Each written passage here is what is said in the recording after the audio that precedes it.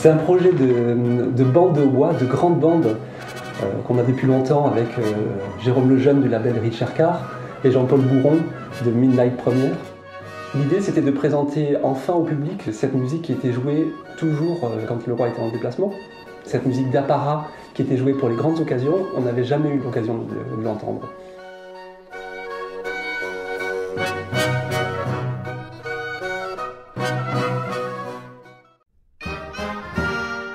On a Philidor qui nous a compilé toutes ces pièces pour les sacres, mariages, toutes les occasions.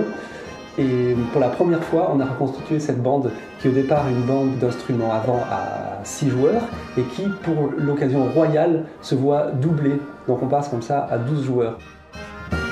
La partie début 17e, on est avec les instruments qui sont encore issus de la Renaissance. Donc on a les chamis, bombardes, grandes bombardes, sac-boutes qui jouent ensemble et donc qui se trouvent redoublés.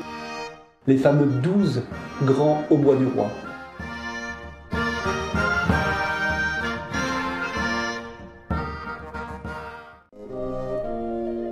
Ces joueurs étaient polyinstrumentistes et sans doute fabricants. Alors dans la première partie du disque, ce sont les familles les grands jeux de flûte, donc de la plus petite à la plus grande, la contrebasse. Et ensuite, dans cette évolution de reconstruction des instruments, grâce peut-être au Philidor et au Teuter, on a aussi ces nouvelles flûtes baroques qui apparaissent, qui existent aussi en famille. Dès le milieu du XVIIe siècle, de nouveaux instruments arrivent, les nouveaux hautbois, qu'on a appelés pour l'occasion les chromhorns.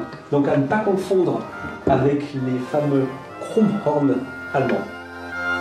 Donc ici, le plus petit de la famille, l'instrument du milieu, et l'imposante basse qui a été souvent utilisée par Charpentier.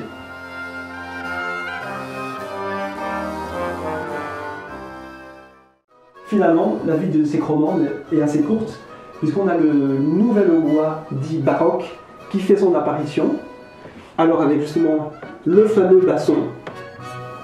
Donc avec ces nouveaux hautbois et bassons se joignent les trompettes, parce que c'est finalement au XVIIe siècle que les trompettes commencent à entrer dans la musique écrite. Ce n'est plus seulement des sonneries, des fanfares, et donc on a enregistré pour la première fois avec des trompettes du XVIIe siècle le grand carrousel de Lully.